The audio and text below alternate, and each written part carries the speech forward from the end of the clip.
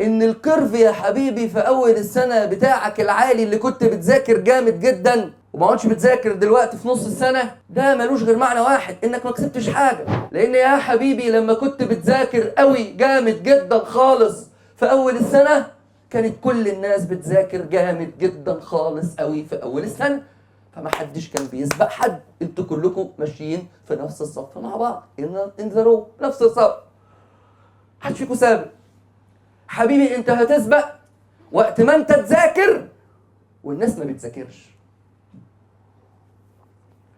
الثانويه العامه سبق، في الادبي 200,000، فاحنا عايزين 30,000 واحد اوائل اللي هم الشاطرين. مين ال 30,000 الاوائل اللي هيخشوا الكليات المجاميع العاليه؟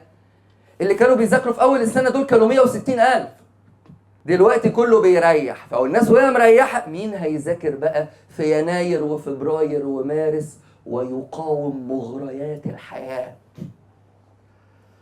هيقاوم مغريات وحالات الكسل، هيقاوم الشتاء والبرد والدنيا، وهروح الدرس وهذاكر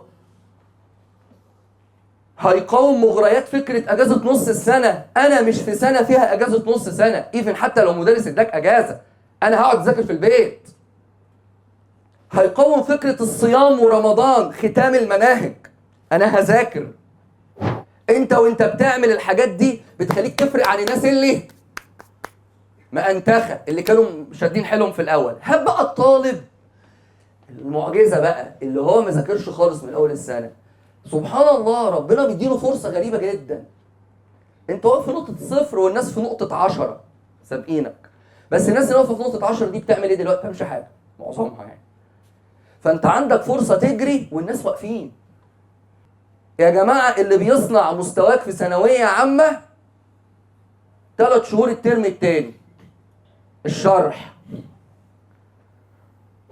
لو انت عايز تعمل حاجة مختلفة ومميزة ولازم تهيئ نفسك لده من دلوقتي. يعني ما ينفعش في بكرة رمضان اقول انا هذاكر بقى، لا لا لا لا لا لا لا لا. من دلوقتي انا بقول لنفسي انا لما رمضان يجي هذاكر، مش هتفرج على مسلسلات، هيبقى سيستمي كذا، هيبقى نومي كذا، هقاوم كذا. دي محتاجة اعداد نفسي، لازم تعمل نفسك تأهيل نفسي. طب مش هتعمل كده، خد بالك لما ما تعملش كده مش هتبقى حاجة غريبة خالص. لان احنا عندنا تقريبا في مصر يا اولاد قلنا 220 الف طالب كما الادبي يعني، تمام، وعلى العلمي والله كمان، كلهم مش هيعملوا حاجة في رمضان الا 10-15%. فمطلوب منك انك تكون من الصفوة دول، انك تكون من 10-15% دول. وده اكيد مش شيء سهل، لانه لو كان سهل ما كانش عملوا 15% بس، صح ولا لا؟ ما هي صعوبته ان ما حدش يقدر يعمله غير عدد ايه؟ قليل. لازم تفكروا في الكلام ده كويس قوي، لازم تفكروا في الكلام ده كويس قوي، وما تمشوش ورا العناوين البراقه والحصه مش عارف ايه اللي هيجي منها ايه والمراجعه ايه. ايوه لو المستر قال المراجعه كذا على جزء كبير ماشي، بس اسال نفسك هو اللي هيراجعه ده انا سمعته اصلا كله؟